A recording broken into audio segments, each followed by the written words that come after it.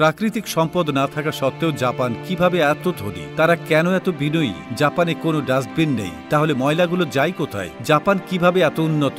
আমরা যে ইমোজি ব্যবহার করি তা এই দেশটিতেই 1999 সালে প্রথম তৈরি করা হয়েছিল। মেড ইন জাপান শুনলেই মনে হয় প্রোডাক্টই ভালো হবে। ইনস্ট্যান্ট নুডলস এসেছে এই জাপান থেকেই। পৃথিবীর রোবট উৎপাদনের শীর্ষ দেশ জাপান। এখানে রেস্টুরেন্ট, হাসপাতাল, এমনকি হোটেলেও রোবটকে কাজ করতে দেখা যায়। তেল, গ্যাস, কয়লা, লোহা, তামা, ইউরেনিয়াম ইত্যাদির তেমন মজুদ না থাকা সত্ত্বেও জাপান পৃথিবীর চতুর্থ বৃহত্তম অর্থনীতিতে পরিণত হয়েছে। এশিয়া মহাদেশের সবচেয়ে আধুনিক দেশ জাপান, পুরোটাই একটা দ্বীপ রাষ্ট্র। জাপানের ৬,৮৫২টি দ্বীপ থাকলেও এর সবগুলোতে মানুষ নেই। ৪৩০টির মতো দ্বীপে মানুষের বসবাস রয়েছে। জাপানের রাজধানী আর বৃহত্তম শহর হল টোকিও। এই শহরে গেলে skyscraper, high speed bullet train, রোবটের ব্যবহার অহরহ দেখতে পাবেন। যদিও টোকিও ছাড়াও জাপানে আরো বেশ কিছু উন্নত ও প্রযুক্তি নির্ভর শহর রয়েছে, তবে এত কিছু সত্ত্বেও টোকিও বিশ্বের সবচেয়ে নিরাপদ শহরগুলোর মধ্যে একটি। শুধু টোকিওই নয়, পুরো জাপানকেই বলা হয় বিশ্বের সবচেয়ে নিরাপদ দেশগুলির মধ্যে অন্যতম। জাপানিরা অত্যন্ত ভদ্র ও নিয়ম নীতি মেনে চলে। একই সাথে জাপানিরা তাদের কঠোর পরিশ্রমের জন্য বিশ্বজুড়ে পরিচিত।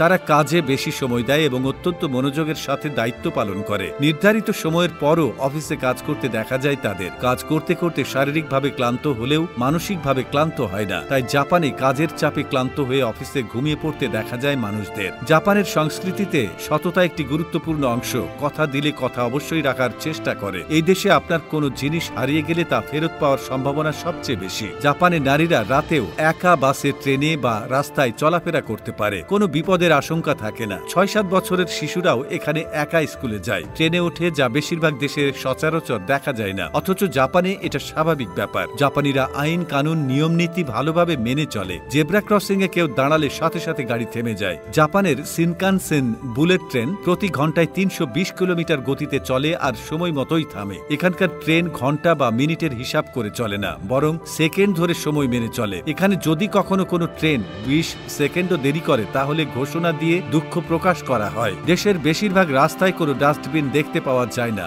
এমনকি ময়লার ভাগাড়ও চোখে পড়ে না। অথচ চারদিক এতটাই ঝকঝকে পরিষ্কার যে রাস্তাঘাট ও পাবলিক প্লেসে সামান্য ময়লাও খুঁজে পাওয়া যায় না। জাপানিরা প্রায় নিজেদের আবর্জনা নিজেদের সাথে বহন করে এবং অনেকে নিজে নিজেই রাস্তার আবর্জনা পরিষ্কার করে। এখানে রাস্তায় ময়লা ফেলা অভদ্রতা ও লজ্জার বিষয়। অথচ আমাদের দেশের সবখানে ডাস্টবিন দিলেও রাস্তায় ময়লা পড়ে থাকতে দেখা যায়। জাপানের টয়লেটগুলো এত স্মার্ট যে তাতে গান বাজে, গরম সিট থাকে। সস্তায় কোথাও রাতটা ঘুমানোর জন্য এখানে আছে ক্যাপসুল হোটেল। জাপানে প্রচুর পরিমাণে ভেন্ডিং মেশিন পাওয়া যায়। শুধু পানীয় বা চকোলেট চিপস নয়, এসব ভেন্ডিং মেশিনে গরম নুডলস, ডিম, ছাতা, এমনকি পোশাকও পাওয়া যায়। জাপানে প্রাথমিক ও মাধ্যমিক শিক্ষা বাধ্যতামূলক। শিক্ষা জীবনের প্রথম কয়েক বছর কোনো পরীক্ষা নেওয়া হয় না, শুধু চরিত্র ও আচরণ গঠনের জন্য এ সময় জোর দেওয়া হয়। এ সময় শিশুদের শেখানো হয় কিভাবে সবাই মিলে কাজ করতে হয়, একে অপরকে কিভাবে সাহায্য করতে হয়, কিভাবে দেশের উন্নতিতে নিজেকে বিলিয়ে দিতে হয় ইত্যাদি। সব মিলিয়ে জাপানের সাক্ষরতার হার প্রায় ১০০%, অর্থাৎ দেশটির প্রায় সবাই